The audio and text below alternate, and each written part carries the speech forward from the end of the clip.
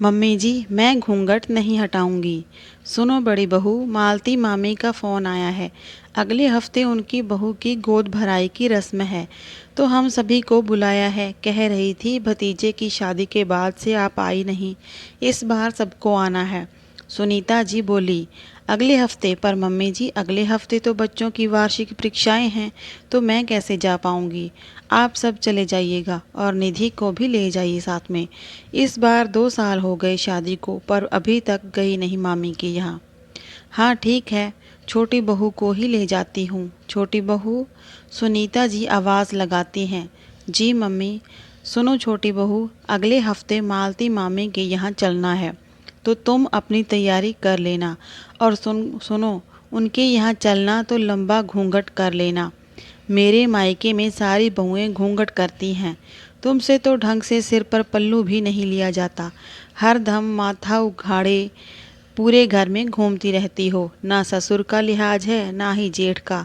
सास की तो कोई गिनती ही ना है।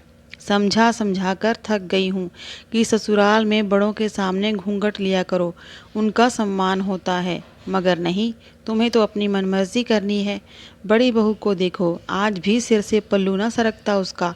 और एक ये महारानी है कि सिर पर पल्लू टिकता ही नहीं है। सुनीता जी का पल्लू पुराण एक बार फिर से चालू हो गया और निधि अपना पल्लू संभालती हुई जी मम्मी कहती हुई फिर अपने काम में लग गई। गोद भराई के दिन सभी जाने के लिए तैयार हो गए थे। निधि भी तैयार हो गई थी। सुनीता जी ने उसे देखा और उसका पल्लू थोड़ा और लंबा कर दिया।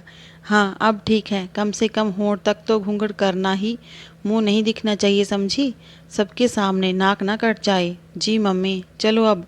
खैर सुनीता जी परिवार मायके पहुंची, पर वहां पहुंचकर तो वे हैरान रह गई। उनकी भतीजा बहू जिसकी गोद भराई थी, वो तो स्लीवलेस ब्लाउज और नेट की खूबसूरत सी ओपन पल्लू साड़ी पहने सबसे हंस हंस कर बातें कर रही थी। घूंघट की तो बात छोड़ो, सिर पर भी पल्लू ना था। सुनीता जी को आया देख मामा मामी जी पास आकर उनके चरण स्पर्श कर बोले, आइए दीदी, चलकर बहू को आशीर्वाद दीजिए। बहू है कहाँ, वो तो मॉडल बनकर घूम रही है। मालती, तूने बहू को ज़्यादा ही सिर पर चढ़ा रखा है। ना कोई पल्लू ना घूंघट, भले घर की बहुएं ऐसी रहती हैं भला। बड़े बुजुर्गों का कोई सम्मान ही नहीं। तू तो कितना लंबा घूंघट करती थी, याद है ना। दीदी, आप भी किस ज़माने की बात कर रही हैं। हमारा समय अलग था, अब समय अलग है। और फिर सम्मान सिर्फ घूंघट लेने से ही नहीं होता, सामने वाले की नज़र में होता है, उसके व्यवहार में झलकता है।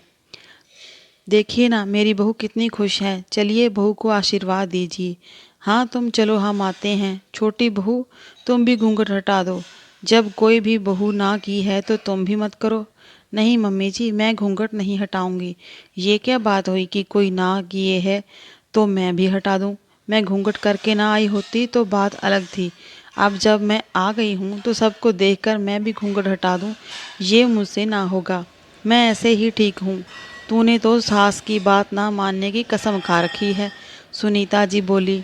फिर निधि पूरे फंक्शन में घूंघट किए रही और सुनीता जी मुंह फुलाए रही कि छोटी बहू ने उसकी बात ना मानी। आज की कहानी अच्छी लगी हो तो वीडियो को लाइक और शेयर ज़रूर करें।